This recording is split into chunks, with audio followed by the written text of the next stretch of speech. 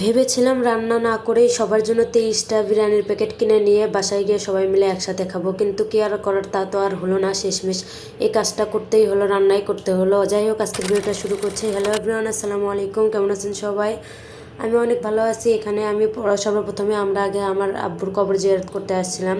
মানে আমার হাজব্যান্ড আর আমার দুলাভাই কবর জিয়ারত করতে আসছিলো আব্বুর কবর। আর এখান থেকে ওই যে দেখতেছেন, ওইটা হচ্ছে আমাদের বাসা, মানে আমার দাদির বাড়ি। আর এগুলো বাস ছাড় দেখতেছেন, এগুলো সব কিন্তু আমাদেরই, কিন্তু আমাদের থাকা সত্ত্বেও কিন্তু এগুলো আর আমাদের দখলে নেই। এগুলো এখন সব ফুবুদের দখলে। যাই হোক, এরপর নানি বাড়িতে চলে আসছে। আসার পরে দেখেন আমার মামাতো ভাই এখানে সে ছোট্ট একটা আম গাছে উঠছে আম পাড়ার জন্য। আর এই ছোট্ট একটা গাছে এত বড় বড় আম ধরছে, মানে আমি যে হাত দিয়ে লাটতেছিলাম আমার হাতের বাহিরে চলে গেছে। এত বড় বড় আম, মনে হয় গাছ ভেঙে পড়বে একটা অবস্থা। তারা দুই জামাই মিলে তো অনেক বেশি আনন্দ করতেছিল, কারণ তারা নানি বাড়িতে এসে পুকুর পাইছে। তারা পুকুরে ভাবছিল যে মাছ ধরবে, কিন্তু তারা আনন্দ করে নিয়ে ব্যস্ত হয়ে পড়ছে। এরপরে তারা একটু মাছ ধরার জন্য চেষ্টা করতেছিল, কিন্তু পারতেছিল না। এই পুকুরের পানি এতটাই বেশি, তাদের একবার হাতের নাগালের বাহিরে এতটাই পানি, মানে তাদের উপর দিয়ে পানি চলে গেছে। এটা আমার নানিদের পুকুর। আর এই পুকুরে কিন্তু অনেক বড় বড় মাছ আছে, কিন্তু তারা একদমই ধরতে পারতেছিল না। শেষমেশ পেলি দিয়ে একটু ধরার চেষ্টা করতেছিল, বলতেছিল মাছ ধরেই নিয়ে যাবো, না ধরা পর্যন্ত পুকুর থেকে আমরা কেউ উঠতেছি না। তাই পেলি দিয়ে ছোটো মাছ, এই যে দেখতেছেন এই ছোটো মাছগুলো ধরছে। ছোটো ছোটো মাছ এগুলো যাকে বলে চটচটে খাওয়া যাবে এরকম মাছ, কিন্তু বেশিও ধরতে পারেন, অল্পই ধরছে। আর আমাদের দেখেন আশেপাশের ভিউটা এত বেশি সুন্দর, শাপলা ফুল ফুটে আছে পুকুরের মধ্যে। সাথে আমাদের আশেপাশের জমির পরিবেশ অনেক বেশি সুন্দর। যেহেতু একটা উদ্দেশ্য নিয়ে নানির বাড়িতে আসছিলাম, তাই তো আর উদ্দেশ্য তো পূরণ করাই লাগবে। আমরা আমার বোনের বিয়ে উপলক্ষে এখানে একটু আয়োজন করছিলাম। মানে আমার বোনের বিয়ে তো 2 মাস আগে হয়ে গেছে। তারপরে ভাবলাম যে আমাদের জামাইকে নিয়ে সবাই মিলে একটু নানির বাড়িতে ঘুরে আসা যাক, যেহেতু মনটা অনেক বেশি খারাপ ছিল। তাই নানির বাড়িতে গেছিলাম সবাই মিলে। আর রোস্টের দায়িত্বটা কিন্তু আমার উপরই পড়ছিল। আমি ভেবেছিলাম সবার জন্য বিরিয়ানির প্যাকেট কিনবো, 23 জনের জন্য 23টা বিরিয়ানির প্যাকেট নিয়ে সবাই মিলে একসাথে খাওয়া দাওয়া করবো, কিন্তু আর কি আর হলো না। তো শেষে দেখা গেল রান্নাবান্নাই করতে হলো। সবার ডিসিশনে দেখা গেল যে রান্নাবান্নাই করতে হয়েছে। আর এখানে আমি বলেছিলাম যে আমি রোস্টের মানে দায়িত্বটা নেব। আমি রোস্ট কমপ্লিট করে ফেলছিলাম।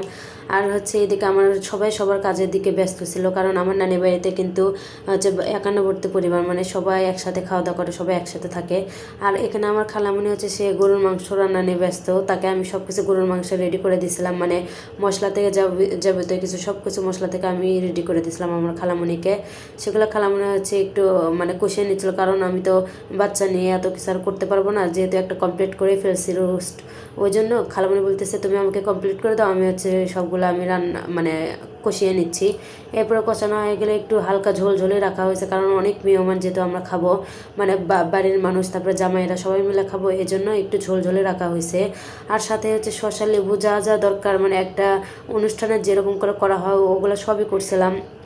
শসা লেবু এখানে আমার আরেকটা খালামণি কেটে নিচ্ছিল, যেহেতু আমরা সবাই মিলে যাবো, এই জন্য খালামণিদেরকেও দাওয়াত করে নিয়েছিলাম। 2টা খালামণি আসতে পারেনি, আর 2টা বাসায় ছিল জন্য থাকছে তারা। আর একটা নানি বাড়িতে মানে শ্বশুর বাড়ি থেকে চলে আসছিল। আর শেষে দেখা গেছে রান্না করতে করতে এত বেশি দেরি হয়ে গেছে, রাত 11টা বেজে গেছিলো রান্না করতে করতে। সবাই তো অতিষ্ঠ হয়ে যাচ্ছিলো, যেহেতু গ্রামের বাড়িতে দেখা যায় রাত 11টা মানে অনেক বেশি দেরি। আর এদিকে মনে করছে আমার খালামণি ওই 10:30 এরকম টাইমে এই পোলাওটা বসিয়ে দিছে। আর পোলাও একটু পানি বেশি হয়ে গেছিলো, তারপরে পোলাওটা কিন্তু অনেক বেশি মজা হয়েছিলো। খালামণি সব কিছু আমি রেডি করে রাখছিলাম, খালামণি পরে রান্নাবান্না করে যে দেখেন আমাদের রেডি সব কিছু। এরপরে খাওয়া দাওয়ার ভিডিও আমি করে রাখছিলাম, কিন্তু ওইটা ছাড়তে পারিনি, তার আগে ডিলিট করে দিয়ে ফেলছি। আমি খেয়ালই করিনি কখন ডিলিট করে ফেলছি। যাই হোক, আজকের আয়োজনটা এই পর্যন্তই ছিল। এরপরে আমাদের সকালবেলা, মানে রাতে যেহেতু অনেক দেরিতে ঘুমাইছিলাম, সকালবেলা উঠে আমি হাঁসের বাচ্চাগুলো দেখতেছিলাম কি সুন্দর করে পুকুরে নামতেছিল। আর গ্রামে দেখা যায় যে হাঁস মুরগি পালার সুবিধাই অন্যরকম। ওখানে দেখা যায় বেশি একটা আক্রমণ করে না সবাই, মানে পুকুরে কিন্তু হাঁস নেমে যায়। আর আমার হাঁস কিন্তু অনেক বেশি পছন্দ, তাই হাঁসের ভিডিও সর্বপ্রথম করতেছিলাম। আর দেখেন আমাদের পুকুরের সাথে একটা ছোট্ট পুকুরে আছে। আর এই পুকুরে এত বেশি শাপলা ফুল, এত বেশি সুন্দর লাগে, ভিউটা অনেক বেশি সুন্দর এখানে গ্রামের এই ভিউটা। মানে আমাদের নানির বাসার দেখা যায় যে আশেপাশে গ্রাম, মানে এই জমিগুলা ফাঁকা জমি। এখন যেহেতু সিজন নেই, কোনো ধান নেই, এই জন্য ফাঁকা জমিটা দেখতে অনেক বেশি সুন্দর লাগতেছিল, একবার ছবির মতো দৃশ্য। আর এরপরে আমার মামা আমাদেরকে দাওয়াত করা হয়েছিল, আমরা আসবো কি আসবো না এই চিন্তার মধ্যে আসছিলাম। শেষমেশ দেখা গেল যে জামাইদেরকে ফোন দিয়ে বিরক্ত করতেছিল, যেহেতু মামাদের সাথে আমাদের যোগাযোগ নেই। তারপরে মামা ইচ্ছা করছিল যে জামাইদের নিয়ে একটু খাওয়াবে। তাই শেষে জামাইদেরকে ফোন দিয়ে বিরক্ত করতেছিল, তাই ভাবলাম যে যাই হোক কিচ্ছু করে না। নানিরা বললো যা, যেহেতু জামাইদেরকে ফোন দিচ্ছে তাহলে তোরা যাই দাওয়াত খেয়ে আয়। এরপরে হচ্ছে আমরা সবাই দাওয়াত খাওয়ার জন্য রেডি হয়ে হচ্ছে আমার নানি বাড়ি, মানে আসল নানি বাড়ি যেটা এতক্ষণ যেটার ভিডিও দেখলেন ওইটা হচ্ছে আমার নানির মায়ের বাড়ি, আর এইটা হচ্ছে আমার আসল নানির বাড়ি যেখানে আমরা এখন আসছি, আমার মামার বাড়ি, আমার নানির বাড়ি। কিন্তু এখানে আমার নানি থাকে না, যেহেতু হচ্ছে মামি বেশি একটা ভালো নয়, মামা থাকতেও কিছু করতে পারে না। এই জন্য মনে করেন যে আমরা ওই জন্য ওই জন্য আমরা এই জায়গার বেশি একটা আসা হয় না। মামা অনেকদিন পর দাওয়াত করছে জন্য এখানে আসা হয়েছে। আসে দেখি সব বাড়ির ভিউটা পাল্টে গেছে।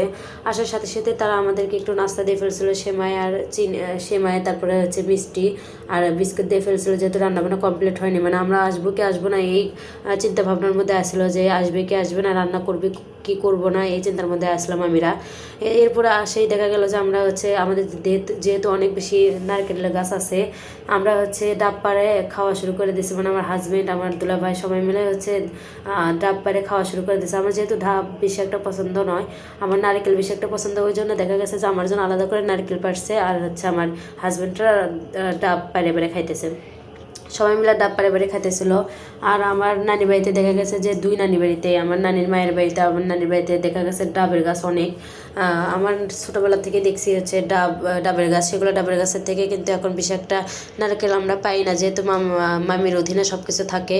আর ওখানে যাওয়া হয় না জন্য আমাদেরকে বেশি একটা দেয়ও না, আমরা আশাও করি না এগুলো কোনো কিছু। যাই হোক, আমার জামাইরা আনন্দ করতে পারছে, এটা অনেক কিছু। সবাই ভালো থাকবেন, আল্লাহ হাফিজ, আসসালামু আলাইকুম।